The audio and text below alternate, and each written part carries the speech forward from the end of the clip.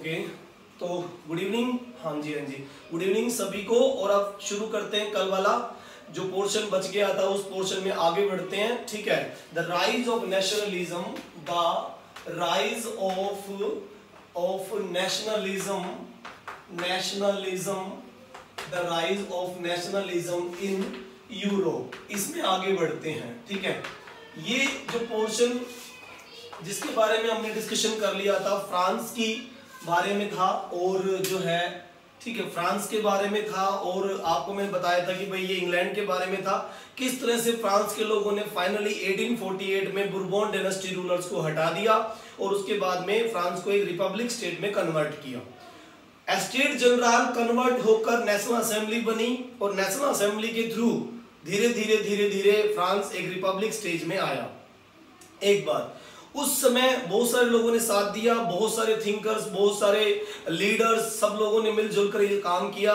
बहुत सारे सिंबल्स बनाए गए, पूरे कंट्री को एक करने के लिए बहुत सारी तैयारियां चली, बहुत अच्छी तैयारियां उस समय चली। ठीक है, आगे जो पोर्शन है हमारा, उसमें हम इटली के बारे में और जो है उसके बारे में, इटली और जर्मनी के बारे में बात करने वाले हैं। ठीक है, तो सबसे पहले हमारा टॉपिक होगा unification of Italy. Unification of Italy. अब ये देखो इसके बारे में, यूनिफिकेशन ऑफ इटली। ठीक है, इटली। ठीक है, अब ये इटली क्या है, पहले ये समझो कि इटली एक्चुअल में है क्या। इटली एक ऐसा स्टेट है, एक ऐसा एम्पायर है जहां मतलब मोस्टली सभी यूनिफिकेशन ऑफ इटली, यूरोप का एक बहुत ही बड़ा, एक बहुत ही संपन्न साम्राज्य जो कि पहले रोम के अधीन होता था। यहाँ पर बहुत सारे अलग अलग टाइप के रूलर्स हमेशा से रहे हैं। ये इटली जो है एक बहुत बड़े साम्राज्य में मतलब जो है एक तरह से माना जाता था। इटालियन जो एरिया पड़ता था पूरा का पूरा बहुत बेहतरीन एरिया माना जाता था। यहाँ पर बहुत सारी डायनेस्टीज हुआ करती थी, सेवरल डायनेस्टीज, मतलब ये 7 से भी ज्यादा अलग अलग एरिया उसका हुआ करता था। ठीक है, इसको इटली को जो हम ये कह सकते हैं कि इटली जिसकी कैपिटल जो है रोम, हाँ जी, इसकी कैपिटल रोम रही है एक बार। और इटली बहुत सारे स्टेट्स में, बहुत सारे एम्पायर्स में बटा हुआ एक स्टेट था। इसकी शेप हम देखें तो लगभग वो टी शेप में आपको दिखता है। इस तरह से टी शेप में आपको ये दिखाई देता है, कुछ इस ढंग से। ये देखोगे आप, ये इस ढंग से आपको यहां दिखाई देता है, इस तरह से, इस तरह की शेप में आपको दिखाई देगा इटली। ठीक है, इसके 3 पार्ट हुआ करते थे। ये नॉर्दर्न इटली हो गया, ये नॉर्दर्न इटली हो गया। ठीक है, नॉर्दर्न, ठीक है, नॉर्दर्न इटली हो गया। और ये आपका जो देख रहे हो आप मिडिल इटली पार्ट है, मिडिल इटली पार्ट है ये। ठीक है, ओके, और ये नॉर्दर्न इटली हो गया। ठीक है, ये नॉर्दर्न इटली हो गया। और ये है साउथ इटली, ये है साउथ इटालियन एम्पायर। ठीक है, साउथ इटालियन एम्पायर। इस पूरे पार्ट को मतलब कि वैसे तो आपको नॉर्थ और मिडिल और साउथ इटली दिख रहा है, लेकिन एक्चुअल में ये 7 स्टेट्स में डिवाइडेड था, 7 एरिया में ये डिवाइडेड था। और अलग अलग एरिया को अलग अलग रूलर्स, 7 को नहीं, मतलब 7 में जैसे 3 एक जगह कन्वर्ट हो गए, 2 एक जगह हो गए, 4 और 5 एक, हाँ 4 और 5 एक जगह हो गए। ठीक है, तो इस तरह से ये अलग अलग जो एरिया में बटा हुआ साम्राज्य था। ठीक है, तो देखो अब इसमें क्या होता है, नॉर्थ इटली पर, नॉर्दर्न इटली पे जो कंट्रोल होता था वो ऑस्ट्रियन किंग्स कंट्रोल करते थे। ऑस्ट्रियन किंग, ये किसके कंट्रोल में था, ऑस्ट्रियन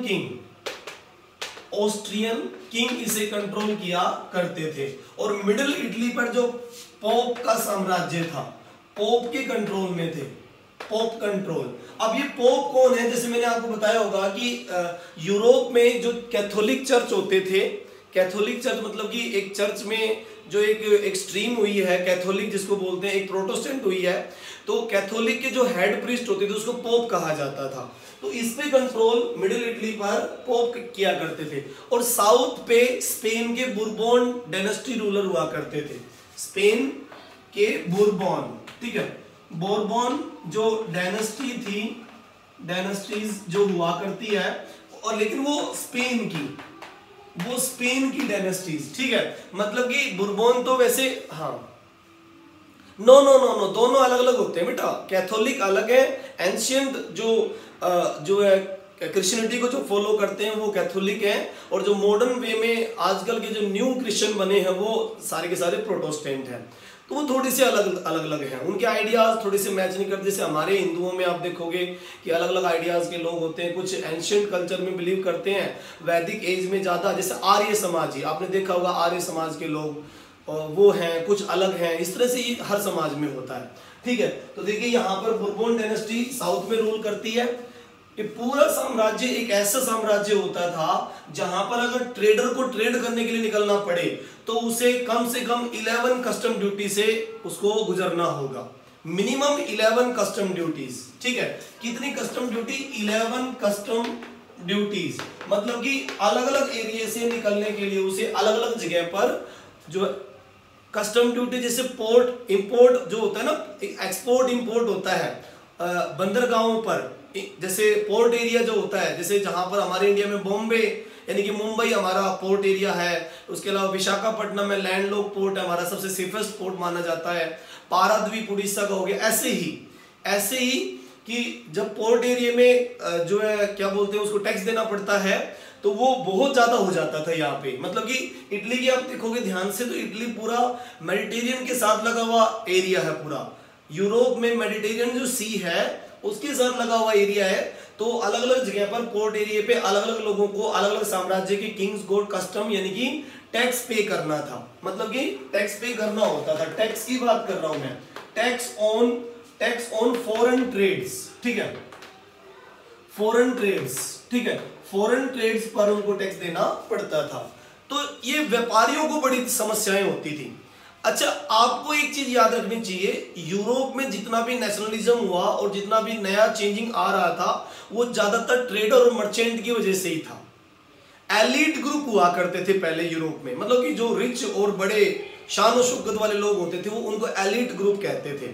जैसे बुरबोन एलिट ग्रुप है, ऑस्ट्रियन किंग एलिट ग्रुप है, हाँ ठीक है। तो इस तरह के अलग अलग टाइप के लोग हुआ करते थे। मैं आप लोगों को ये समझा रहा था कि इटली की कंडीशन क्या है, ये समझा रहा था कि इटली की पोजीशन क्या है यूरोप में। इटली 3 पार्ट में डिवाइडेड, नॉर्दर्न, मिडिल और साउथ इटली, ये 3 पार्ट में डिवाइडेड है। अलग अलग लोग यहाँ काम कर रहे हैं, अलग अलग कंट्रोल है सभी का। जैसे ऑस्ट्रियन किंग का कंट्रोल है, बुरबोन डायनेस्टी का कंट्रोल है, पोप का कंट्रोल है मिडिल इटली पर, ये सभी इसको कंट्रोल करते हैं। यानी कि बहुत सारे 7 स्टेट्स में बटा हुआ ये इटली है, और अलग अलग एरिया में बटा होने की वजह से अलग अलग जगह पर कस्टम ड्यूटीज भी इनको अलग अलग देनी पड़ती है। अलग अलग एरिया में कस्टम ड्यूटीज भी इनकी बनती है। तो ट्रेडर्स को बड़ी दिक्कत होती थी। ट्रेडर, वैसे भी आपको बता दूं कि स्टार्टिंग में ट्रेडर जो जैसे मैं ये कहूँ कि 14 और 15 सेंचुरी, 16 सेंचुरी, 17 सेंचुरी के लगभग ट्रेडर थोड़े से इंप्रूव कर गए थे, और उनको जो है उन्हीं की वजह से हर जगह पर रेवोल्यूशन भी हो रहा था। जैसे इंग्लैंड की बात करूँ तो इंग्लैंड में भी रेवोल्यूशन उनकी वजह से हुआ। 1725 में उनके यहाँ रेलवे शुरू हुई, 1730 में उनके यहाँ फैक्ट्री लगनी शुरू हुई, इंग्लैंड में लंदन में फैक्ट्री लगनी शुरू हुई। फिर उसके बाद उन्होंने अलग अलग जगह कॉलोनीज में भी फैक्ट्री लगाई। जैसे हमारे इंडिया में 1853 में रेलवे शुरू किया, 1851 में यहाँ पर अलग अलग फैक्ट्रियों की शुरुआत की। ये होता रहा है, मतलब कि जो ट्रेडर ग्रुप हैं वो धीरे धीरे इंप्रूव कर जाएंगे। और किसी भी जगह पर रेवोल्यूशन होता है यूरोप में, ठीक है, तो वो सबसे बड़ा रोल प्ले उसमें ट्रेडर और मर्चेंट ग्रुप का होता है। जैसे फ्रांस में हुआ तो यहां पर भी वैसा ही हुआ, यहाँ इटली में भी वैसा ही हुआ। इटली में भी आप देखोगे ट्रेडर और मर्चेंट ग्रुप ने पूरे इटली को यूनिफिकेशन करने में रोल प्ले करना शुरू किया। वो चाहते थे कि पूरी इटली में अलग अलग जगह पर कस्टम ड्यूटीज उनको ना देनी पड़े और वो एक सिस्टम को अडॉप्ट करें, वो पूरी इटली को एक कर पाए। ऑस्ट्रियन किंग, पोप और बोर्बन डायनेस्टीज को हटाकर पूरी इटली को एक कर दिया जाए। इसीलिए उन्होंने एक बार 1834 में कस्टम यूनियन भी बनाई थी, कस्टम यूनियन, ठीक है, कस्टम यूनियन। ये कस्टम यूनियन भी बनाई गई थी ताकि जो है टैक्स को एक जगह यानी कि इटली को यूनिफिकेशन करके या फिर पूरे यूरोप में एक ऐसा सिस्टम बनाया जाए ताकि कोई दिक्कत ना हो ट्रेडर्स को, ठीक है। इसके लिए उन्होंने नाम दिया था जोल्वोराइन, जोल्वो, ठीक है, जोल्वोराइन, ठीक है। जॉन बोनाइन, ये एक कस्टम यूनियन था। ये कस्टम सभी कस्टम्स को यानी कि सभी कस्टम ड्यूटीज को पूरी इटली को यूनिक करके उसको यूनाइटेड करके और फिर जो है एक सिंपल एक एसोसिएशन बनानी थी ताकि जो ये अलग अलग जगह पर जो टैरिफ रेट्स हैं उनको ठीक किया जा सके, उनको हम लोग ठीक से कर पाए। ठीक है, तो इस तरह से चीजें हुई।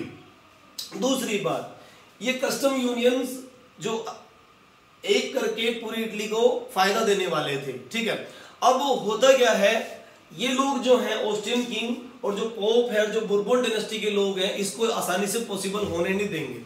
एक तो किंग्स का कंट्रोल है यहाँ पे। ठीक है, जो भी रेवोल्यूशनरी यहाँ पर ऐसा कुछ करने की कोशिश करेगा उसको बड़ी प्रॉब्लम आएगी, उसको जो है बड़ी दिक्कतों का सामना करना पड़ सकता है। ठीक है, ओके। अब जैसे यहाँ पर इटली की यूनिफिकेशन करने में सबसे इंपॉर्टेंट जो रोल प्ले करता है वो जुस्सुपे मैज़ेनी था। ठीक है, जुस्सुपे मैज़ेनी, जिसका नाम यहाँ पर हम लिख रहे हैं। ठीक है, जुस्सुपे मैज़ेनी। ठीक है,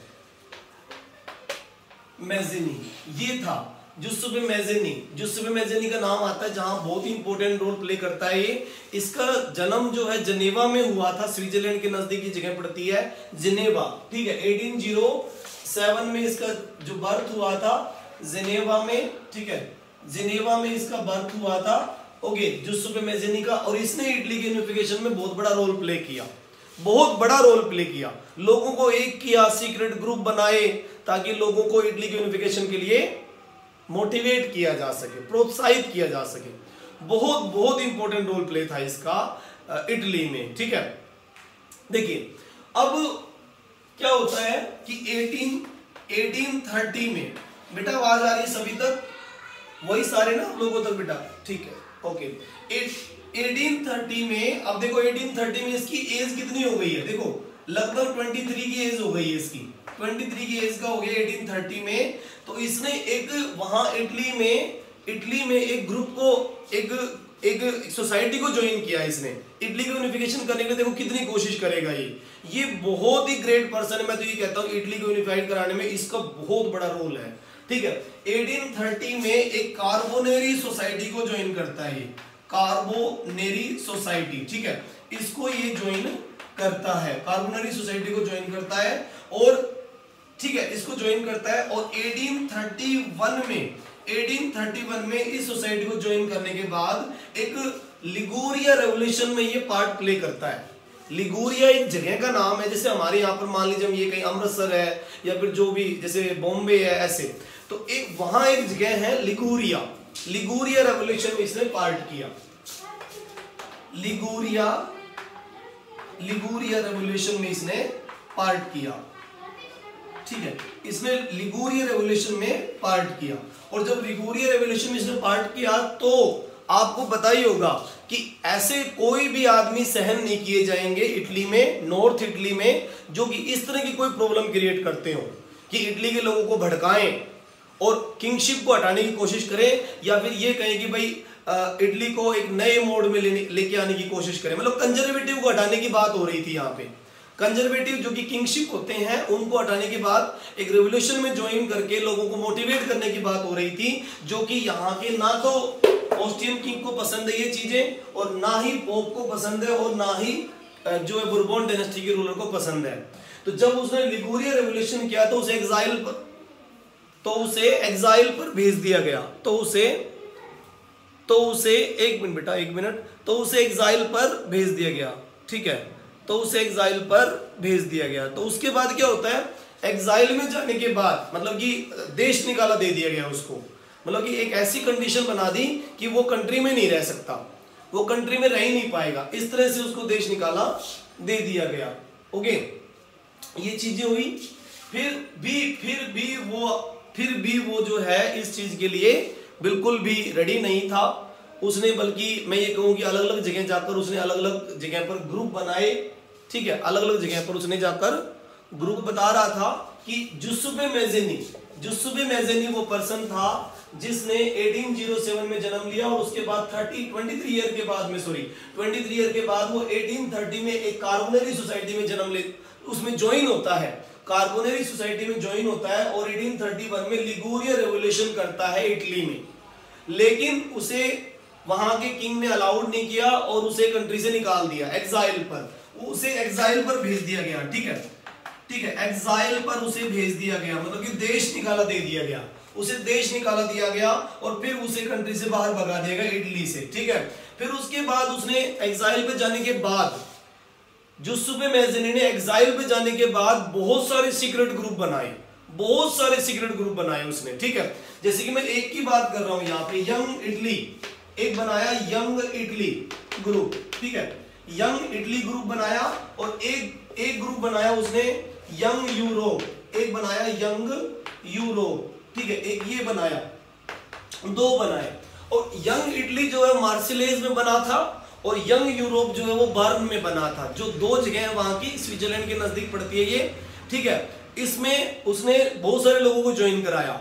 यंग इटली जो बनी थी, लोकेशन उसकी मार्सिलेज, ठीक है, मार्सिलेज में उसने बनाया था। ठीक है, ओके। और यंग यूरोप जो बना वो बर्न में बना था, बर्न। ठीक है, बर्न, ये बर्न जगह जो स्विट्जरलैंड के लोकेशन पे है और मार्सिलेज ये फ्रांस के लोकेशन पे है। और इसमें जिन जिन लोगों को ज्वाइन कराया उसने यंग इटली और यंग यूरोप में, उसमें फ्रांस के लोग थे, कुछ जर्मनी के लोग थे, कुछ इटली के लोग थे, कुछ स्विट्जरलैंड के लोग थे। आप समझ गए होंगे, कुछ इसमें फ्रांस के लोग थे, कुछ इसमें इटली के लोग थे, इटली के ज्यादा थे, और स्विट्जरलैंड और जर्मनी, इन सब लोगों को उसमें ज्वाइन कराया। ठीक है, और फिर लोगों को रेवोल्यूशन के लिए तैयार किया, मोटिवेट किया। हाँ, ठीक है, मोटिवेट उनको किया। ओके बेटा, तो अब धीरे धीरे धीरे धीरे धीरे धीरे वो अपने प्रोसेस में काम कर रहा था, धीरे धीरे प्रोसेस में काम कर रहा था। उसने न केवल ये 2 ग्रुप बनाए, उसने न केवल ये 2 ग्रुप बनाए, और भी बनाए, जिनका नाम यहाँ पे हम नहीं लिखेंगे, जरूरत नहीं इतनी ज्यादा, ना आपकी बुक में दिखाया गया। बहुत सारे ग्रुप और भी बनाए थे उसने। जुस्सेप्पे मैज़नी के बारे में, जुस्सेप्पे मैज़नी के बारे में एक जो जिसका नाम आता है यहाँ पे, जिसका नाम आता है जुस्सेप्पे मैज़नी के बारे में, ड्यूक मेटरनिक। ड्यूक मेटरनिक जो ऑस्ट्रिया का चांसलर था, आपको मैंने कल पढ़ाया भी था कि ड्यूक मेटरनिक जो वियना ट्रीटी के दौरान वहां चांसलर था। कहां पर था? ऑस्ट्रिया का चांसलर। ड्यूक मेटरनिक ऑस्ट्रिया का जो चांसलर था। चांसलर क्या होता है? प्रेसिडेंट के बाद सेकंड मोस्ट पोजीशन होती है किसी भी कंट्री की, ठीक है, चांसलर। तो ड्यूक मेटरनिक जो ऑस्ट्रिया कंट्री का चांसलर था, जिसने वियना ट्रीटी फ्रांस के ऊपर की थी, उसने प्रेडिक्शन की जुस्सेप्पे मैज़नी के बारे में 1833 के आसपास, 1833 के आसपास उसके ऊपर प्रेडिक्शन की, उसके ऊपर वर्डिंग किए कि Giuseppe Mazzini is the most dangerous enemies of our society. उसने क्या कहा मैज़नी के बारे में? ड्यूक मेटरनिक ने। देखो इसके बारे में किसने बात कही? ड्यूक मेटरनिक जो कि कहां का था? ऑस्ट्रिया का चांसलर था। उसने ये कहा कि हमारी सोसाइटी का सबसे खतरनाक दुश्मन ये जुस्सेप्पे मैज़नी है, क्योंकि बहुत सारे ग्रुप बनाए जा रहे हैं, लोगों को मोटिवेट किया जा रहा है। एक समय ऐसा आएगा जब हमारा किंगशिप, हमारी डिक्टेटरशिप, हमारा जो साम्राज्य है वो खत्म हो जाएगा।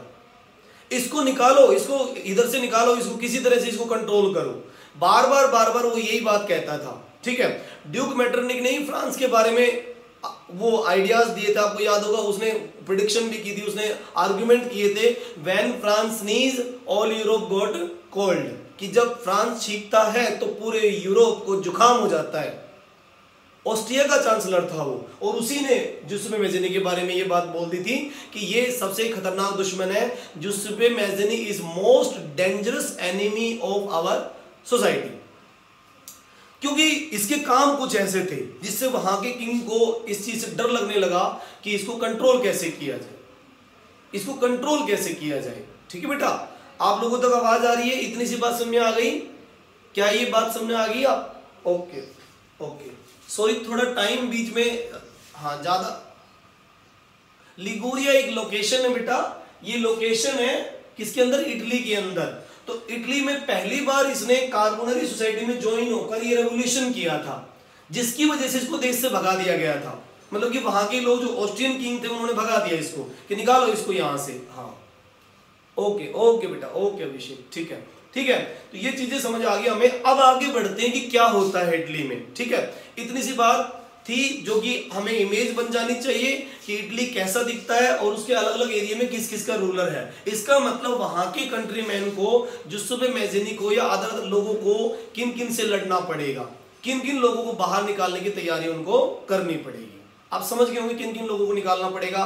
पोप के लिए लड़ना पड़ेगा, उनको ऑस्ट्रियन किंग के लिए लड़ना पड़ेगा, उनको बुर्बोन डायनेस्टी जो स्पेन की है उनके लिए लड़ना पड़ेगा। तो कौन कौन लोग सामने आएंगे इटली को यूनिफिकेशन करने में। आई थिंक बहुत सही तरीके से आपको ये समझ आ जाएगा कि क्या होने वाला है। ओके, अब बात आती है जुस्सेपे मैज़िनी। तो एक कैरेक्टर हमने यहाँ डिसाइड कर दिया कि जो इटली को यूनिफाइड करने में हेल्प करेगा। ओके, नंबर 1 इसको हमने यहां रख दिया, ठीक है,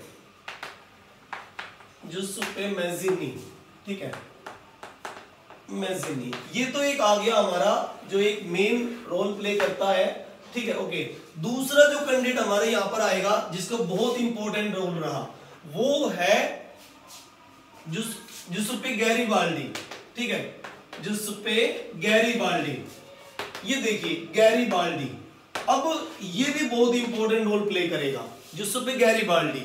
ये क्या, इसकी फैमिली एक मर्चेंट सेलर ग्रुप से हुआ करती थी। जैसे नहीं होते मर्चेंट शिप होते हैं, मर्चेंट नेवी होती है, इस तरह से इनकी पूरी फैमिली एक मर्चेंट नेवी से बिलोंग करती है।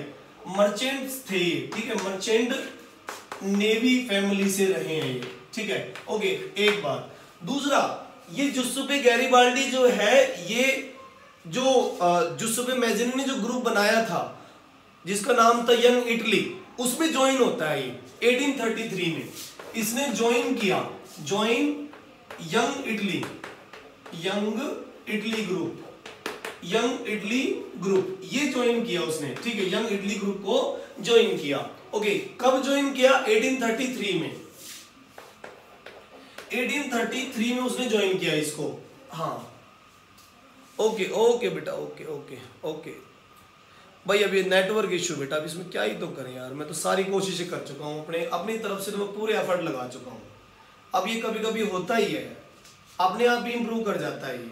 ओके, चलो देखो, तो क्या इसको ज्वाइन करता है ये, और यंग इटली को ज्वाइन करने के बाद ये सोल्जर्स तैयार करता है। ये क्या करता है? सोल्जर्स तैयार करता है जो इटली को यूनिफाइड कराने में मदद कराएंगे, वो मदद करेंगे, ठीक है। और इसने, आप बिलीव नहीं करोगे, 30,000 सोल्जर्स को इकट्ठा किया और 1860 में उसने साउथ इटली को फ्री करा दिया था। इसने 1848 में जो एक और कैरेक्टर था जिसका यहां पर नाम आएगा विक्टर एमन, हाँ, गैरिबाल्डी ने साउथ इटली को आजाद कराया था। अभी मैं बात करूंगा, देखो 1848 में क्या करेगा वो। पहले वो एक कैरेक्टर और यहां पर ऐड हो गया है, पहले उसके बारे में 2 बात बताऊंगा, फिर आपको इससे ऐड करा दूंगा, क्योंकि वो इसको हेल्प करेगा, गैरिबाल्डी इसको हेल्प करेगा। गैरिबाल्डी 1848 में Victor Emmanuel second, Victor Emmanuel second को ज्वाइन करेगा। अब ये विक्टर एमेनुअल सेकंड कौन है? पहले, ठीक है, पहले इसको ये देखो, ठीक है, पहले इसको देख लेते हैं। विक्टर एमेनुअल 3rd नंबर पे आ गया है, एक और कैरेक्टर हमारे पास आ गया है। ओके, विक्टर एमेनुअल, ठीक है, एमेनुअल, ठीक है, एमेनुअल सेकंड। अब ये एक और कैरेक्टर है हमारे पास। अब हमारे पास 3 हो गए हैं, 3 हो गए हैं, एक जुस्सेपे मैज़िनी, एक जुस्सेपे गैरिबाल्डी, और ये तीसरा आ गया विक्टर एमेनुअल सेकंड, जो प्रूशियन किंग है, जो कि प्रूशियन किंग है, ठीक है। और ये जो है इटली को यूनिफाइड कराने में इंटरेस्ट रखता है। इसका मानना यह है कि अगर इटली यूनिफाइड हो जाता है तो पर्शिया को बहुत हेल्प होगी। पर्शिया नजदीक का एरिया पड़ता है, आपको मैंने बताया था कल, पर्शियन किंग भी बहुत सारे हुए हैं जो कि बिल्कुल इटली के नजदीक पड़ता है, बिल्कुल बॉर्डर टू बॉर्डर लगता है। तो पर्शियन किंग विक्टर एमेनुअल चाहता था कि इटली यूनिफाइड हो जाए, तो उसने वहां के लोगों की मदद करनी शुरू कर दी। मतलब कि आप समझ गए हो किसकी मदद करेगा, किसकी मदद करेगा वो? विक्टर एमेनुअल की। किसकी मदद करेगा? गैरिबाल्डी और जुस्सेपे मैज़िनी की मदद करेगा वो, ठीक है। ओके, तो Prussian king Victor Emmanuel second. Okay, और इसका एक कैरेक्टर और यहां पर आता है जिसका नाम रखेंगे यहाँ पे, इसका प्रिंसिपल मिनिस्टर काउंट कैमिलो, ठीक है, काउंट कैमिलो दे कावूर, ठीक है, ठीक है, काउंट कैमिलो दे कावूर। अब ये नाम एक और आ गया, 4 नंबर आ गया, ठीक है। मतलब कि number 1 Giuseppe Mazzini, number 2 Giuseppe Garibaldi, number 3 Victor Emmanuel second, और ये आ गया काउंट कैमिलो दे कावूर। अब ये क्या है, इसका प्रिंसिपल मिनिस्टर है, मतलब कि इसका मिनिस्टर है, इसको ये कहेंगे प्रिंसिपल मिनिस्टर या प्रधानमंत्री मान लीजिए, इसका प्रिंसिपल ठीक है, प्रिंसिपल मिनिस्टर्स, ठीक है, ये इसका प्रिंसिपल मिनिस्टर है, मतलब कि मुख्य है ये इसका, एक तरह से हेड ही मान लीजिए। तो ये क्या करते हैं, 1848 में 1848 में ये इटली के यूनिफिकेशन के लिए इटली की हेल्प करना शुरू कर देते हैं। हाँ, चीफ मिनिस्टर भी कह सकते हैं, हाँ चीफ मिनिस्टर भी कह सकते हो, प्रिंसिपल मिनिस्टर भी कह सकते हो, चीफ मिनिस्टर भी आप इसको कह सकते हो, कोई दिक्कत नहीं है। ये चीफ मिनिस्टर भी कह सकते हो आप इसको, प्रिंसिपल मिनिस्टर भी कह सकते हो। जैसे पेशवा नहीं होते थे, भूल गए आप लोग, हमारे इंडिया में भी मराठा पेशवा हुआ करते थे, सिंधिया, गायकवाड़ और भोंसले ग्रुप, इसके अलावा होलकर, ये भी तो पीएम प्रिंसिपल मिनिस्टर नहीं पेशवा हुआ करते थे। शाहू महाराज के अंडर ये काम करते थे, पेशवा प्रिंसिपल मिनिस्टर, जिसमें बाजीराव भी तो एक पेशवा था प्रिंसिपल मिनिस्टर। हाँ, सिंधिया भी था, हाँ सिंधिया भी उसमें हुआ करते थे। हाँ ठीक है, हितेशी अपने देश में हो ना बेटा। अब ये जो है, ये किसकी बात कर रहे हैं, प्रूशियन किंग की बात कर रहे हैं हम यहाँ पर, ठीक है। तो प्रूशियन किंग इटली को यूनिफाइड कराने में इंटरेस्ट लेने लगता है, और फिर काउंट कैमिलो सॉरी इसका जुसेपे गैरिबाल्डी ने इसको ज्वाइन किया, जुसेपे गैरिबाल्डी ने ज्वाइन किया इसको। ओके, अब ये लोग इटली को यूनिफाइड कराने में काफी एक दूसरे की हेल्प करने लग जाएंगे, ठीक है, इटली के लिए काम करने लग जाएंगे। अच्छा, अब आप मुझे एक बात बताओ कि फ्रांस कब आजाद हुआ था, मतलब फ्रांस कब रिपब्लिक हुआ था, फ्रांस कब रिपब्लिक हुआ, 1840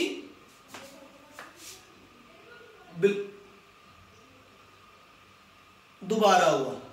अब ये डेट कौन सी है, देखो अब ये डेट कौन सी है, 1848, सेम डेट आ गई, बिल्कुल सेम डेट आ गई है, आपको ध्यान रखना है, सेम डेट आ गई है ये, यानी इसी डेट पे फ्रांस आजाद हुआ है, रिपब्लिक हुआ है, और इसी डेट पे प्रूशियन किंग जो है यहाँ इसकी इटली को यूनिफाइड कराने में मदद कर रहा है। ये शुरुआत कब से हुई है, 1830 से, 1830 से जुसेपे मैज़िनी के टाइम से, 1830 से शुरू हुई है, जब से जुसेपे मैज़िनी ने लिंगुरिया रेवोल्यूशन किया था तब से।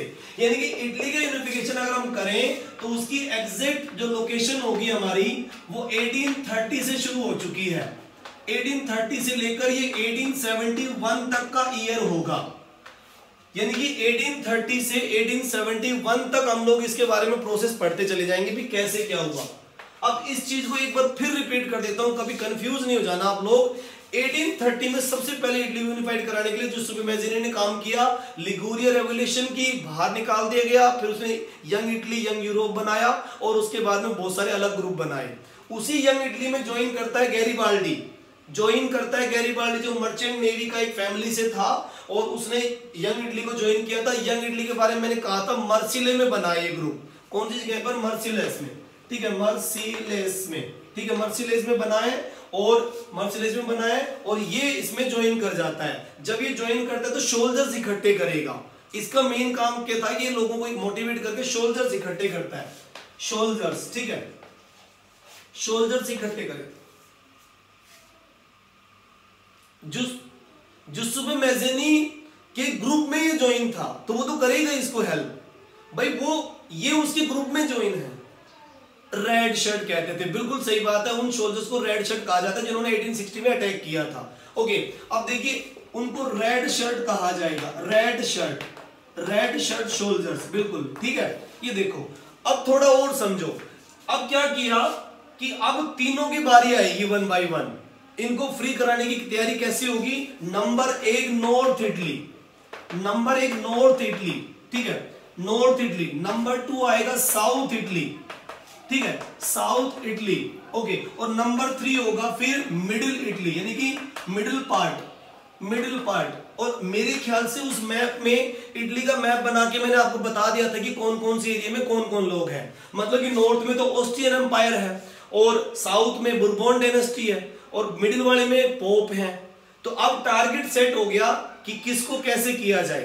टारगेट पहले ये था नॉर्थ इटली, अब नॉर्थ इटली को पहले फ्री कराना होगा। तो नॉर्थ इटली के लिए क्या किया गया कि नॉर्थ इटली को आजाद कराने के लिए इसमें विक्टर एमेनुअल सेकंड के प्रिंसिपल मिनिस्टर ने काउंट कैमिलो कावूर ने फ्रांस के साथ में एक टैक्टफुल एग्रीमेंट कर लिया ताकि फ्रांस के लोगों की हेल्प इनको मिल जाए, क्योंकि फ्रांस उस समय 1848 में आजाद हुआ था।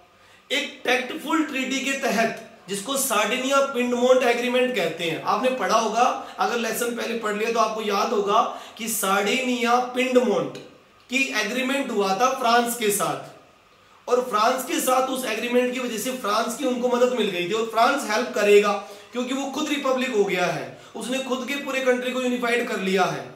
तो फ्रांस की गवर्नमेंट विक्टर एमेनुअल का साथ देगी ही देगी, विक्टर एमेनुअल का साथ वो देगा, ठीक है। ओके, ये काम कराने वाला विक्टर एमेनुअल नहीं था, उसका प्रिंसिपल मिनिस्टर जो कि बहुत ही क्लेवर था, बहुत ही चालाक मिनिस्टर, उसने बहुत सही तरीके से उनके लोगों से बात की, फ्रांस के लोगों से, और उनको इस चीज के लिए रेडी करा लिया। ये इटली के इतिहास में एक बहुत बड़ी घटना थी कि इटली को यूनिफाइड कराने में प्रूशियन किंग ने फ्रांस की मदद लेकर उसको नॉर्थ इटली को फ्री करा दिया है, ऑस्ट्रियन किंग को भगा दिया, वहां से अटैक हुआ उनके ऊपर, इधर प्रूशियन किंग ने अटैक कर दिया, ऊपर से फ्रांस की हेल्प आ गई, तो ऑस्ट्रिया के किंग फंस गए, भागना पड़ा, कोई ऑप्शन नहीं बचा। ऑस्ट्रिया के किंग बहुत पावरफुल थे, इतनी जल्दी से निकलने वाले नहीं थे, लेकिन कंडीशंस बनाई गई, कंट्री के अंदर लोग बिल्कुल पहले रेडी किए गए, किसके थ्रू रेडी किए गए, जुसेप्पे मैज़िनी के थ्रू, और फिर उनको आर्मी में कन्वर्ट किसने किया, जुसेप्पे गैरिबाल्डी ने। टैक्टफुल एग्रीमेंट किसने कराया, काउंट कैमिलो कावूर ने। काम हो गया, काम हो गया, और नॉर्थ इटली को आजाद करा लिया गया। और वो कब आजाद हुई, वो आजाद हो गई 1856 में, 1856 में आजाद कर ली गई, ठीक है ना, 1856 में। ओके, देखिए कौन सी ट्रीटी थी, सार्डिनिया, सार्डिनिया पिंडमोंट, ठीक है, सार्डिनिया पिंडमोंट, सार्डिनिया पिंडमोंट, ये एक आइलैंड है बेटा, वहां पे ये एक इटली के नजदीक का छोटा सा एक आइलैंड है, जहां पर फ्रांस के किंग और प्रूशियन के किंग जो आपस में इकट्ठे होकर एग्रीमेंट करते हैं, सार्डिनिया पिंडमोंट एग्रीमेंट, ठीक है। एग्रीमेंट के थ्रू फ्रांस की हेल्प मिली और नॉर्थ इटली को फ्री करा लिया गया, ठीक है, फ्री करा लिया गया। अगर काउंट कैमिलो कावूर इस टैक्टफुल ट्रीटी को ना करवाता, इसको टैक्टफुल ट्रीटी कहेंगे हम, स्पेशली इसके लिए नाम दिया गया ये कि एक कूटनीतिक संधि, एक ऐसी कूटनीतिक संधि जिसके थ्रू उनको हेल्प करा ली। पता नहीं किस बात पे मनाया इन लोगों ने, हो सकता है ट्रेड रिलेशन के ऊपर मनाया गया हो, क्योंकि इटली एक बहुत अच्छा एरिया था जिसमें आपको याद होगा इटली ग्रेप्स की एग्रीकल्चर के लिए बहुत फेमस है, शायद ग्रेप्स की एग्रीकल्चर विटिकल्चर कहलाती है, ग्रेप्स का एग्रीकल्चर विटिकल्चर कहलाता है, जहां तक मेरा आइडिया है, विटिकल्चर तो बड़ी फेमस है। मेडिटेरियन जो एरिया पड़ता है, यानी कि भूमध्य सागरीय एरिया, जो भी कंट्री आसपास, वो सिट्रिक फ्रूट्स के लिए बड़े फेमस रहे हैं, यानी कि रोम ग्रेप्स के लिए बहुत फेमस रहा है, इटली पूरा का पूरा ग्रेप्स के लिए फेमस रहा है, और दुनिया की सबसे महंगी वाइन भी वहां ही बनती है, शैंपेन, ठीक है। तो मतलब कि इन्होंने किसी न किसी तरीके से शायद इस चीज को मना लिया कि भाई वो उनकी मदद करे, और जैसे ही इन्होंने मदद की और नॉर्थ इटली आजाद हो गया, ठीक है। फिर उसके बाद में ये फ्री करा लिए गए 1856 तक, 1856 तक इनको टारगेट में ले लिया गया। अब अगला टारगेट आपको था साउथ इटली, अगला टारगेट था साउथ इटली। अब साउथ इटली में विक्टर एमेनुअल की लीडरशिप में जुसेप्पे गैरिबाल्डी ने अपना काम कर दिया। साउथ इटली पे अटैक हुआ, साउथ इटली पे जो बुर्बोन डायनेस्टी स्पेन के थे उनके ऊपर अटैक किया, और मैं आपको बता दूं 30,000 सोल्जर्स के साथ अटैक हुआ है। कितने? 30,000 सोल्जर्स के साथ एक साथ अटैक हुआ, और अटैक करने वाले रेड शर्ट सोल्जर्स थे, और साउथ इटली को देखते ही देखते फ्री करा लिया गया। लड़ाई चली, ऐसा नहीं कि आसानी से हो गया सब कुछ, लगातार 3-4 साल तक वार चली है, और फाइनली उन्होंने इसको जो है वार में मतलब जो है हरा दिया है। बार बार लोग इकट्ठे होते गए और इस चीज को पॉसिबल कर दिया गया, ठीक है। ओके, साउथ इटली गैरिबाल्डी के नाम, north Italy count Camillo Cavour के नाम रही, क्योंकि अगर वो टेक्टफुल ट्रीटी ना कराते, देखिए ये लिख देता हूं, इसमें बार बार मैं कह रहा हूं टेक्टफुल ट्रीटी है, ये टेक्टफुल एग्रीमेंट है या इसको ट्रीटी कहेंगे, ठीक है। तो उसके तरीके से ये आजाद हुए, नॉर्थ और साउथ आजाद करा लिया गया। अब कौन सा बच गया, अब कौन सा पार्ट बच गया बताओ, कौन सा पार्ट बचा, मिडिल इटली। अब ये बड़ा टफ टारगेट था, मैं बताऊं ये बहुत टफ टारगेट था। इसमें क्या था, लोगों की जो रिलीजियस फेथ होती है ना वो बहुत मुश्किल थी, उनको हटाना, उनको अपनी जगह से रिमूव करना या उनकी पोजीशंस को रिप्लेस करना बड़ा मुश्किल होता है। जैसे आपने देखा होगा इंडिया में हिंदू धर्म, मुस्लिम धर्म, ऐसे जो लोग होते हैं उनको उनकी जो उम्मीदें होती है या उनका उनका जो फेथ होता है यानी कि विश्वास जो होते हैं वो बड़े मुश्किल से उनको रिमूव किया जा सकता है। जैसे कि सती प्रथा को एंड करना आसान नहीं था, इसी तरह से साउथ इटली कौन सा मिडिल इटली से पोप को हटाना, पोप के डोमिनेंस को खत्म करना, पोप के प्रभाव को खत्म करना आसान नहीं था, बहुत समय लगा, बहुत ज्यादा समय लगा। मिडिल पार्ट यानी कि पोप का डोमिनेंस खत्म करने के लिए बहुत टाइम लगा। फाइनली 1861 के बाद 1861 तक लगभग ये काम दोनों नॉर्थ और साउथ इटली का कर लिया गया था, और 1861 में ही विक्टर एमेनुअल सेकंड को किंग प्रोक्लेम भी कर दिया गया था कि अगर इटली यूनिफाइड हुआ तो किंग यही बनेंगे, अगर इटली बहुत सही से यूनिफाइड हो गया तो इसको ही किंग प्रोक्लेम किया जाएगा, यही किंग जो है प्रोक्लेम होगा। प्रोक्लेम मतलब कि पहले ही ये चीज डिसाइड हो गई, पहले ये चीज डिसाइड हो गई कि अगर इटली यूनिफाइड हो गया तो यही बनेगा किंग, ठीक है। और फिर इन्होंने इटली का नामकरण भी कर दिया, इटली जो पहले हैब्सबर्ग एम्पायर में मानी जाती थी वो अब इटली बन चुकी थी, ठीक है। अलग अलग एम्पायर में बटी हुई इटली बन चुकी थी। लोग आगे करीबन 8-10 साल तक ये सोचते रहे, 1871 तक। इसे कब प्रोक्लेम किया गया, 1861 में इसको प्रोक्लेम कर दिया गया, यानी कि हाँ बेटा, यस अलका बोलो बेटा, अलका बोलिए, ठीक है। 1861 में साउथ इटली में बुरबोन डायनेस्टी स्पेन की, साउथ इटली में बुरबोन डायनेस्टी स्पेन के रूलर, ठीक। ये 1860 से आगे वार चली थी, 1860 से 61 के बीच में 2-3 साल लगातार वार रही है, लेकिन साउथ इटली आजाद करा लिया। 1860 में इसने अटैक किया था, क्या नाम उसका, गैरिबाल्डी ने अटैक कर दिया था साउथ पे, ठीक है। तो बात समझ आ गई। 1860 में ही जब साउथ इटली को आजाद करा लिया गया, उसी समय इसको किंग प्रोक्लेम कर दिया गया था। ओके बेटा, यहां तक समझ में आ गया ना, कोई कंफ्यूजन नहीं होना चाहिए, बिल्कुल साफ सुथरी बात बता रहा हूं मैं तो, हाँ बिल्कुल साफ सुथरी चीजें बता रहा हूं, बिल्कुल सिंपल तरीके से।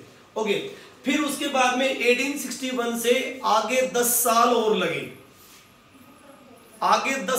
लगे, अब आपको पता है 10 साल क्यों लगे, क्योंकि पोप के डोमिनेंस को हटाना आसान नहीं था, चर्च की पोजीशंस को डाउन करना आसान नहीं था। ये लोग बहुत साल से, बहुत पता नहीं कितने हजारों साल से अपने पैर जमाए हुए थे वहां पर, उनके कंट्रोल को खत्म करना आसान नहीं था। फाइनली 1871 में आखिरी में इटली को यूनिफाइड कर लिया गया, मिडिल इटली भी अब इटली का पार्ट हो चुकी थी। कब, 1871 में इटली यूनिफाइड हो गया पूरी तरह से। लोगों को समझाया, लोगों को आर्गुमेंट करना सिखाया, जो पहले डरे, जो चुपके लोग होते थे, मतलब कि जो बोलते ही नहीं थे, आर्गुमेंट ही नहीं, जो चर्च ने कह दिया वो मान लिया, कभी उन्होंने आर्गुमेंट नहीं है कि बाइबल में क्या लिखा गया क्या नहीं लिखा गया, जो पोप कह देता था वो मान लेते थे। जैसे आपको बता दूं, यूरोप में पोप ने गोल्डन पेपर बांट कर लोगों के पाप मुक्त करने की कोशिश की थी कि लोगों के जो पाप उन्होंने अपनी प्रीवियस लाइफ में किया है उसको हम मुक्त कर देंगे अगर वो गोल्डन पेपर परचेज कर लेते हैं तो। लेकिन उस समय जो उस समय मार्टिन लूथर जैसे लोगों ने लोगों को जगाया कि यार ये झूठ बोल रहे हैं, आप लोग इसमें बिलीव किए जा रहे हो। मार्टिन लूथर ने लोगों में रिनांसेंस यानी कि पुनर्जागरण लेकर आए वो, और उसके बाद भी मतलब बहुत सारे लोग, जैसे कि मैं ये कहूँ कि पोप का इतना डोमिनेंस था कि मार्टिन लूथर तो बच गया किसी तरह से, लेकिन उससे पहले एक मिनाकियो नाम का कोई आदमी था जिसने किंग पोप के खिलाफ कुछ वर्डिंग की थी, उसको तो इन्होंने फांसी पे लटकवा दिया था। मतलब कि पोप के जो प्रीस्ट, पोप और जो चर्च के प्रीस्ट होते थे वो लोगों की मेंटलिटी का यूज करते थे। वो उनसे कुछ भी धर्म के नाम पर कुछ भी करवा लेते थे। जो कह दिया भाई ये करना है वो करना है, किसी को सैक्रिफाइस करना है, किसी को बलि देनी है, किसी को कुछ करना है, वो लोग करवा लेते थे उससे। तो पोप को हटाना। हाँ जतिन बेटा बोलिए। यस, मार्टिन लूथर जो थे, ये जो मैं बताता हूं, इसका ये जो अवेकनिंग हो रही थी यूरोप में, ठीक है। मार्टिन लूथर किंग जूनियर अलग है। मार्टिन लूथर किंग जूनियर वो अलग है, और मार्टिन लूथर ये अलग है, ये यूरोप का था। इटली के नजदीक, इटली स्विट्जरलैंड के नजदीक इसका जन्म था, मार्टिन लूथर, ठीक है। इटालियन और ग्रीस के आसपास के एरिया इसका कवर करता है, ठीक है। मार्टिन लूथर किंग जूनियर अलग है, मार्टिन लूथर अलग है, ये दोनों अलग अलग हैं बिल्कुल, ठीक है। उनके में बहुत गैप है, इनके बीच में तो बहुत गैप है। यस, ठीक, ओके बेटा। तो अब देखो बात क्लियर थी। इटली को यूनिफाइड कराने में बहुत टाइम तो लगा, लेकिन फाइनली वो यूनिफाइड हो गया, जैसा कि मर्चेंट चाहते थे वैसा ही हो गया। आपको बताया था ना मैंने 1834 में वो जोलो राइन बना लेते हैं कि कस्टम ड्यूटीज अलग अलग जगह पर अलग अलग ना देनी पड़े। ये कुछ ऐसे था, जैसे आपने कई बार देखा होगा कि जैसे हम हरियाणा की बात कर लेते हैं। हरियाणा में आपके आसपास नारनौल में इधर उधर देखोगे ज्यादातर, जो मैं एक सिंपल सा एग्जांपल आपको देता हूं, आपने कभी देखा होगा कि हमारे हरियाणा में इधर नारनौल के आसपास जो दर्जन के हिसाब से हम लोग बनानास वगैरह खरीद लेते हैं, है ना भाई, 50 रुपीज दर्जन है, ऐसे ऐसे। राजस्थान में यही चीजें किलो के हिसाब से मिलती है, किलो के हिसाब से मिलती है, बिल्कुल। कितना देखो अलग है, यहाँ पर हम 50 रुपीज दर्जन के अकॉर्डिंग बनानास खरीद लेते हैं, और उधर वहीं 50 रुपीज में हमें किलो के हिसाब से मिलते हैं, वो कम मिलते हैं। आपको पता है वो किलो में तो फिर वजन कम आएगा, तो मतलब कि वजन तो पूरा आएगा लेकिन क्वांटिटी उतनी नहीं आएगी, बस इतने आएंगे 6 से 7। तो आपको नहीं लगेगा पूरे इंडिया में एक जैसा सिस्टम होना चाहिए, आपको लगना चाहिए भी दर्जन के हिसाब से इधर मिले और दर्जन के हिसाब से उधर मिले, डोजन के हिसाब से। तो हम लोग चाहेंगे, कस्टमर चाहेगा और ट्रेडर भी चाहेगा ये चीज की यूनिफाइड हो जाए सारा सिस्टम। तो इटली के मर्चेंट्स ने कर दिखाया, जिसमें एक मर्चेंट का नाम तो मैं ये ले रहा हूं, ये लो, गैरिबाल्डी एक मर्चेंट ही था। जुसेप्पे मैज़िनी जो है ये भी एलिट ग्रुप से नहीं था, ये भी मिडिल क्लास था। मिडिल क्लास ज्यादातर जो मर्चेंट टाइप के लोग ही होते, फार्मर, ये भी वही था। हाँ, दो बड़े लोगों ने साथ जरूर दिया कि भाई विक्टर एमेनुअल है सेकंड, इसने साथ दिया, काउंट कैमिलो काबूर ने साथ दिया, ठीक है, इन्होंने, ये बड़े लोग थे भी, इन्होंने साथ दिया। तो इनका भी अपना कोई मतलब था, ये चाहते थे कि अगर इटली यूनिफाइड हो जाए तो इनको ट्रेड में फायदा होगा, और फ्रांस के लोगों ने भी साथ दिया, टैक्टफुल ट्रीटी, ठीक है ना। तो इस तरह से जतिन, हाँ बोलो बेटा। हाँ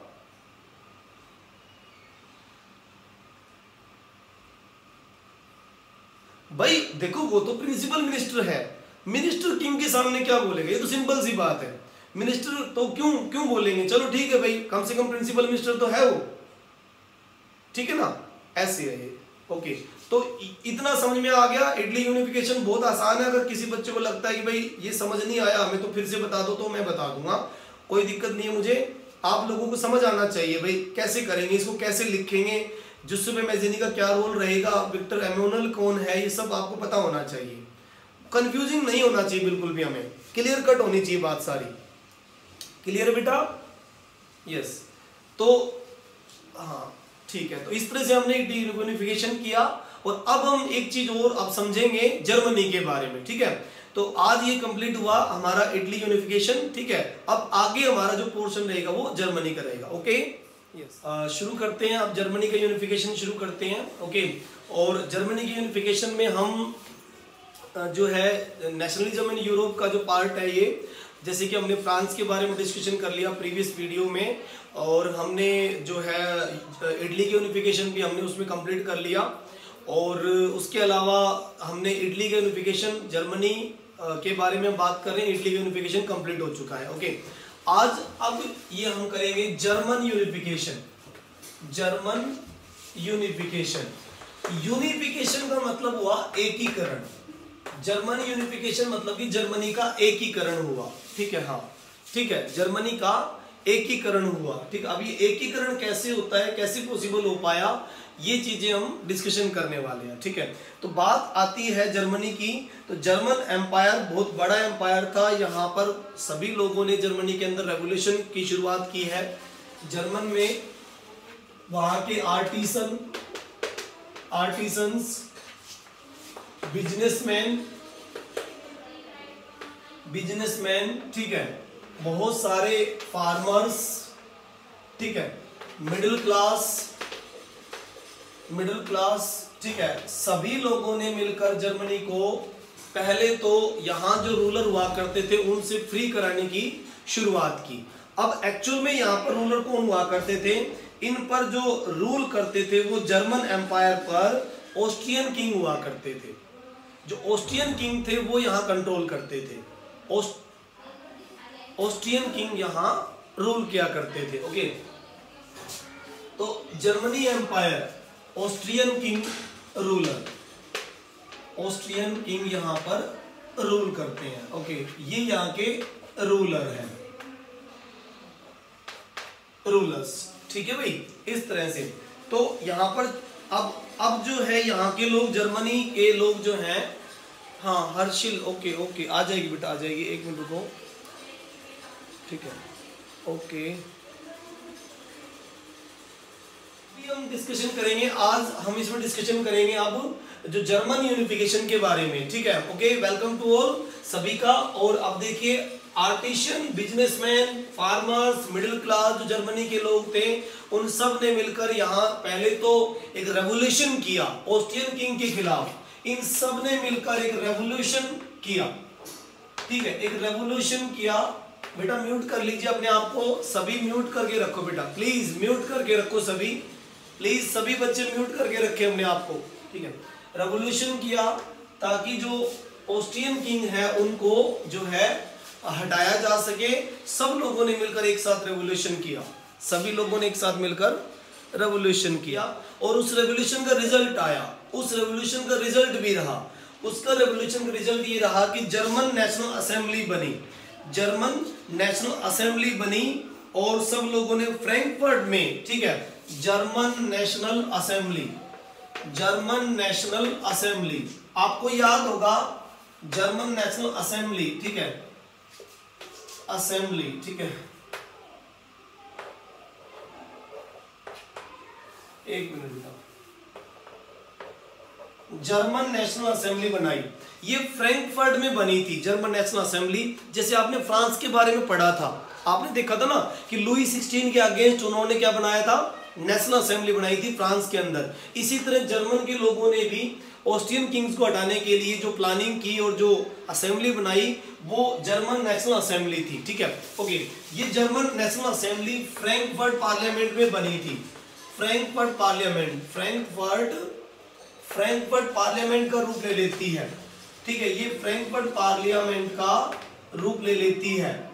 ठीक है, फ्रैंकफर्ट में बनी, फ्रैंकफर्ट पार्लियामेंट का रूप ये ले लेती है। अब ये किस दिन बनी, ये किस दिन बनी, ताकि ऑस्ट्रियन किंग्स को हटाया जा सके, एक नई टाइप की गवर्नमेंट जर्मनी की यूनिफाइड करके बनाई जा सके, जर्मनी के अंदर इस तरह के रूलर्स को हटा दिया जाए। ओके, ये बनी 18 मई को 1848 में। देखो ये सेम डेट आ रही है, ये डेट हमने, ये ईयर जो है, हाँ ये ईयर जो है हमने 1848 का बार बार किया है हमने, ये बार बार हम इसको कर रहे हैं कि 1848 में बहुत सारी चीजें, फ्रांस के अंदर रिपब्लिक हो रहा है, इधर जो है इटली में जो है विक्टर एमेनुअल सेकंड का एंट्री हो जाती है, और उसके प्रिंसिपल मिनिस्टर यानी कि उसका chief minister count Camillo Kafur role play करता है।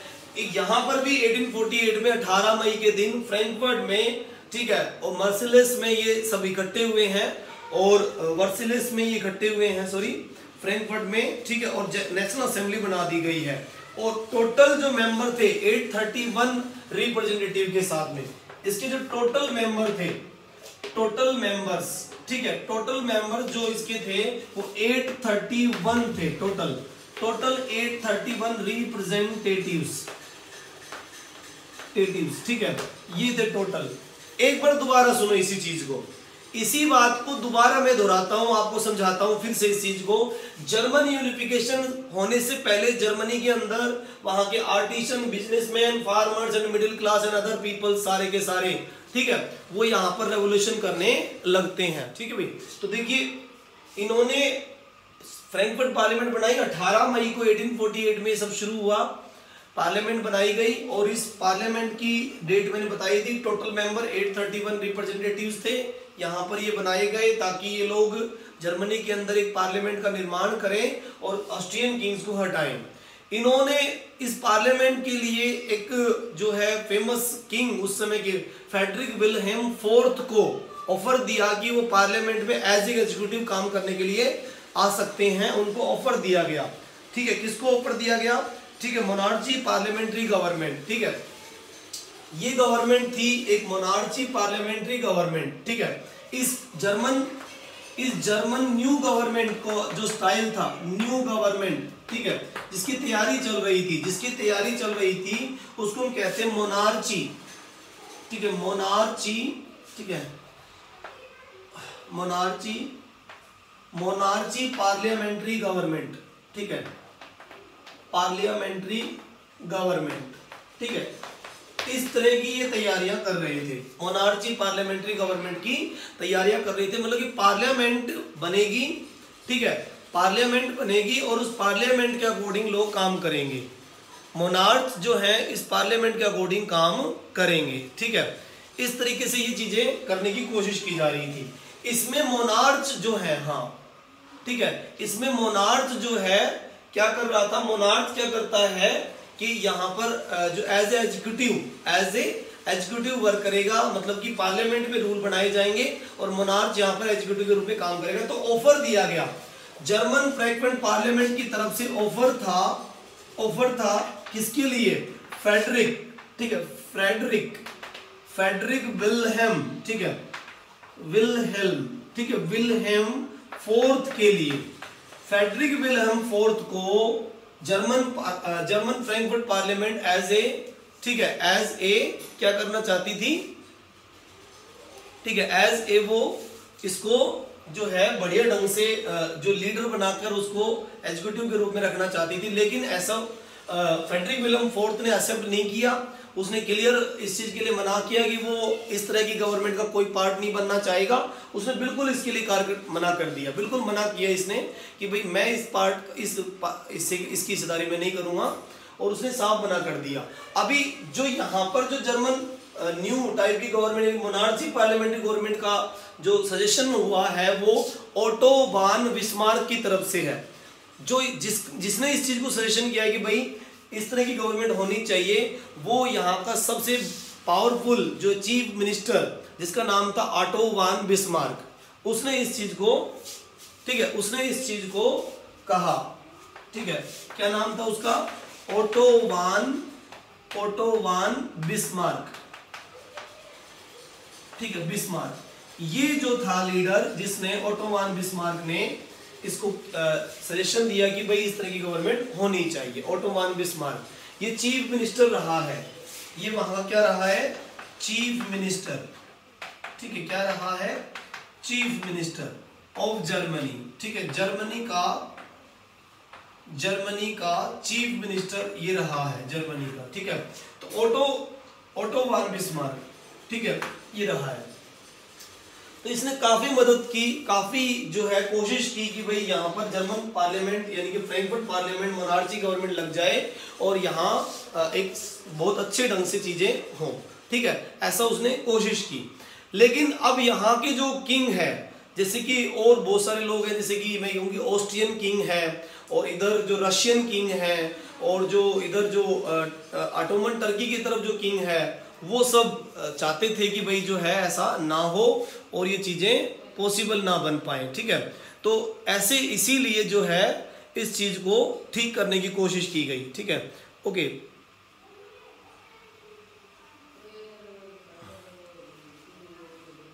ठीक है, 1 मिनट बच्चों, 1 मिनट।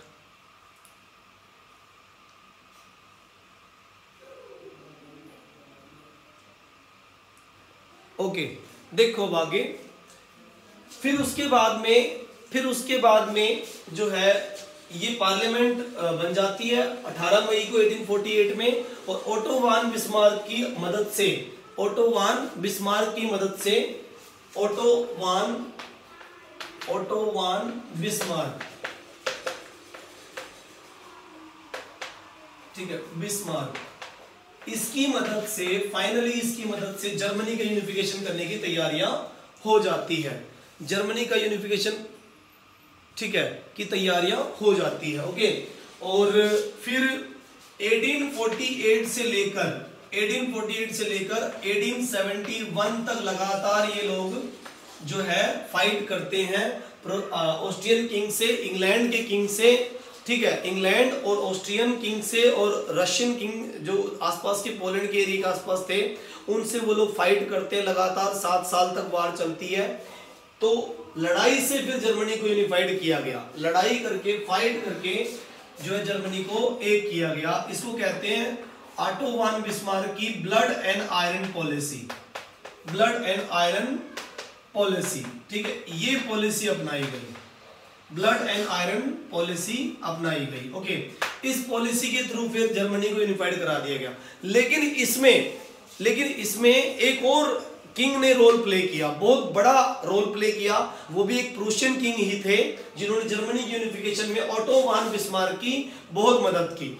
जर्मनी का आर्किटेक्ट कहलाया ये ऑटो वान बिस्मार्क, जर्मनी को एक करने में बहुत बड़ा रोल प्ले करता है, इसलिए इसको आर्किटेक्ट ऑफ जर्मनी भी कहा गया। क्या कहा गया इसको? Architect of Germany. बेटा रुक जाइए, ठीक है, आर्किटेक्ट ऑफ जर्मनी, इसको आर्किटेक्ट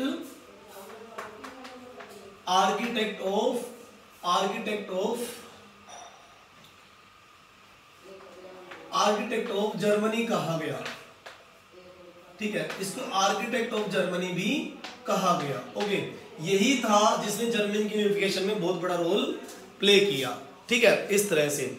ओके, अब दूसरी बात ये आती है कि ऑटो वान बिस्मार्क ने तो बहुत हेल्प की, और कौन थे जिन्होंने इस चीज में बहुत इंपॉर्टेंट रोल प्ले किया?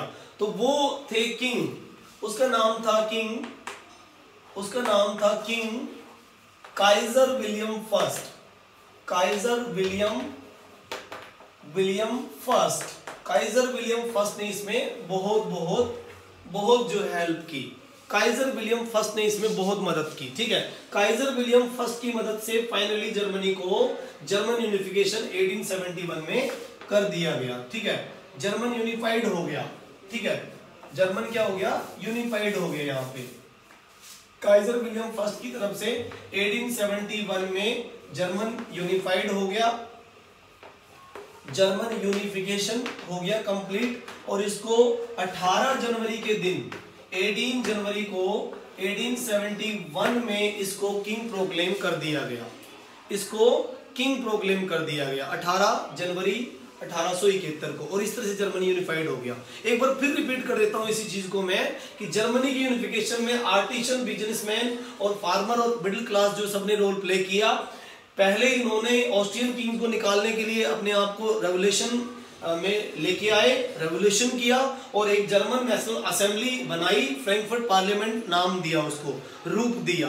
18 मई को 1848 में टोटल 831 रिप्रेजेंटेटिव के साथ में ये पार्लियामेंट बन चुकी थी, और फिर जर्मन के न्यू गवर्नमेंट का एक जो है एक ढांचा तैयार किया गया, कि जर्मन की न्यू गवर्नमेंट का ढांचा तैयार किया गया, जिसको मोनार्ची पार्लियामेंट्री गवर्नमेंट हम कहते हैं, मोनार्ची पार्लियामेंट्री गवर्नमेंट कहते हैं। ओके, फिर ये गवर्नमेंट फ्रेडरिक विलियम फोर्थ को जो है किंग का ऑफर देती है कि एज एग्जीक्यूटिव वो इसमें चाहे तो पार्ट कर सकते हैं, लेकिन इन्होंने मना किया, और दूसरे किंग्स यानी ऑस्ट्रियन किंग या दूसरे किंग्स का उन्होंने साथ दिया, ठीक है। और फिर जर्मनी के पार्लियामेंट के जो लोग थे उनके खिलाफ एक्शन लिए इन्होंने। तब उसी टाइम में ऑटो वान बिस्मार्क, जो कि जर्मनी का मेन यूनिफिकेशन का आर्किटेक्ट कहा गया है, उसने जो है 1848 से लेकर 1871 के बीच में जर्मनी को यूनिफाइड कराने में मेन इंपॉर्टेंट रोल प्ले किया, ठीक है। और उसने लगातार काफी ईयर तक वो वार लड़ता है, और फाइनली 1871 में उसको यूनिफाइड करवा देता है, ठीक है। इधर काइजर विलियम फर्स्ट भी ऑटो वॉन बिस्मार्क का पूरा साथ देता है, जो कि एक प्रूशियन किंग है। और फाइनली काइजर विलियम की मदद से 18 जनवरी 1871 में जर्मनी यूनिफाइड कर लिया गया। इस तरह से जर्मनी का यूनिफिकेशन कंप्लीट होता है। ठीक है, तो आई थिंक आपको बहुत अच्छे समझ में आ गया होगा, आपको याद हो जाएगा। सिंपल सा प्रोसेस है, पहले ये लोग पार्लियामेंट बनाते हैं, फिर पार्लियामेंट को सपोर्ट करने के लिए लोग आगे आते हैं। ठीक है, इस लेसन में जो बच गया है थोड़ा सा पॉइंट, वो है अब ग्रीक वार ऑफ इंडिपेंडेंस। मतलब कि इटली यूनिफिकेशन के बाद में ग्रीक वार ऑफ इंडिपेंडेंस के बारे में पढ़ेंगे। ग्रीक वार ऑफ इंडिपेंडेंस 1821 में शुरू हुई। ऑटोमन जो किंग्स हैं वो इसको कंट्रोल करते थे पूरे कंट्री को, और 1821 में वहां के लोगों ने मिलकर वहां ग्रीस कंट्री को जो है आजाद कराने की, मतलब कि पूरे रेवोल्यूशन किया। और लगभग 11 साल के बाद एक समझौता हुआ जिसको ट्रीटी ऑफ कॉन्स्टेंटिनोपल कहते हैं, कुस्तुनतुनिया की संधि कहते हैं उसे। 1832 में ये पॉसिबल कब हो पाया? 1821 से लगातार वो रेवोल्यूशन में लड़ते रहे, ग्रीक वार ऑफ इंडिपेंडेंस इसको हम कहते हैं। और उसके बाद फाइनली उन लोगों ने जो 1832 में इसको पॉसिबल कर दिखाया और एग्रीमेंट हुआ ट्रीटी ऑफ कॉन्स्टेंटिनोपल। तो ग्रीक इस तरह से आजाद हुआ। ये बाल्कन कंट्रीज में आते हैं। बाल्कन जो वार ऑफ इंडिपेंडेंस है उसमें बहुत सारी कंट्री थी, जैसे ग्रीस कंट्री था, और एक वो रोमानिया एरिया था, एक बुल्गारिया था, एक मैसेडोनिया था। इस तरह बहुत सारे कंट्री थे, वहां पर हर्जेगोविना था। ऐसे बहुत सारी कंट्री थे जो इसमें रोल प्ले करते हैं। ठीक है, ओके। और इसके अलावा एक सिलेसिया के जो वीवर्स थे, उन्होंने भी वहां जो सिलेसिया के जो कॉन्ट्रैक्टर हैं, जो कि जो इसको जिसको मैं ये कहूंगी भाई सिलेसिया के कॉन्ट्रैक्टर जो थे, जिन्होंने वहां के वीवर्स और आयरन स्मेल्टर को, जो वीवर हैं वहां के, उन वीवर्स के खिलाफ उन्होंने लड़ाई लड़ी थी। मतलब कि 1845 में सिलेसिया के जो वीवर थे जिन्होंने वहां के कॉन्ट्रैक्टर के खिलाफ लड़ाई लड़ी, वो 1845 की बात है। सिलेसिया एक आइलैंड है, सिलेसिया एक सिटी है, आइलैंड सिटी है। वहां पर उन लोगों ने सभी वीवर्स ने कॉन्ट्रैक्टर के खिलाफ में लड़ाई लड़ी और कॉन्ट्रैक्टर के घर में तोड़फोड़ की, क्योंकि उनको सैलरी के लिए कुछ बात थी उनकी, भाई सैलरी इंक्रीजमेंट करनी थी। कॉन्ट्रैक्टर जो थे वो चाहते थे कि भाई इनको कम सैलरी में काम करवाया जाए वीवर से, और वीवर सैलरी के इशू को लेकर फिर भड़क उठे और कॉन्ट्रैक्टर के घर में काफी तोड़फोड़ हुई है और काफी चीजें उन्होंने इधर उधर की। फिर बाद में वहां सिलेसिया में पुलिस का कंट्रोल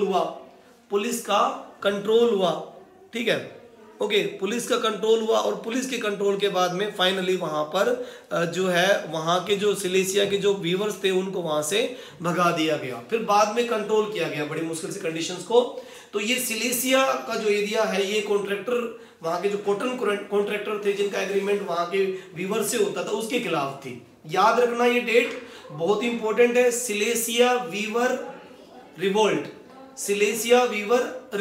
ये उसमें शामिल होती है। ठीक है, ओके।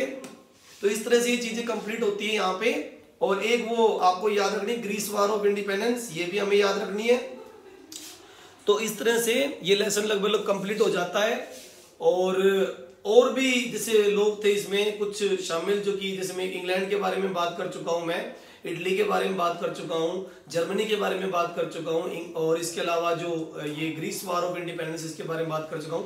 लेसन में लगभग सभी चीजें हो गई हैं और अलग अलग जगह पर पोइट्स और राइटर्स ने भी बहुत अच्छे काम किए, सिंबॉलिक चीजें बनाई गई। जैसे फ्रेंच रेवोल्यूशन के टाइम में आपको याद होगा स्टैच्यू ऑफ लिबर्टी बनाया गया था, तो वो भी एक फीमेल फिगर था जो लोगों को मोटिवेट करती थी। इसी तरह से मॉरियन की तस्वीरें बनाई गई और इसके अलावा जर्मेनिया की भी तस्वीरें बनाई गई। जर्मनी के अंदर जर्मेनिया के सिर पर जो ओक लीव्स का जो एक क्राउन बनाया गया ताकि लोग उसके देखकर मोटिवेट हो जाए। जैसे हमारे इंडिया में भारत माता की इमेज बनती थी, लोग मोटिवेट हो जाते थे कि भी भारत माता के लिए लड़ना है, देश की धरती को बचाना है। इस तरह से जैसे फ्रांस के अंदर लोग जो है फादरलैंड और जो है, जैसे मैं ये कहूँ कि भाई जो उनकी पैतृक भूमि है उस चीज को लेकर वो लड़े, ला पैत्रे ला सितोयन, मतलब कि द स्टीजन्स। इस तरह से वो मतलब लोगों को मोटिवेट करते हैं। ठीक है, तो इस तरह से राइटर्स, पोइट और बहुत सारे पेंटर्स, ठीक है, ये लोगों को मोटिवेट करने की पूरी तैयारियां करते हैं। ठीक है, तो इस तरह से लेसन कंप्लीट होता है बेटा। इस लेसन में अब कुछ नहीं है। Rise of nationalism in Europe बहुत सारे इवेंट्स के साथ एंड होता है। ठीक है, आई थिंक सभी बच्चों को बहुत अच्छे से समझ में आ गया होगा। ठीक है, ओके, थैंक यू आज के लिए। थैंक यू भाई, thank you, have a nice.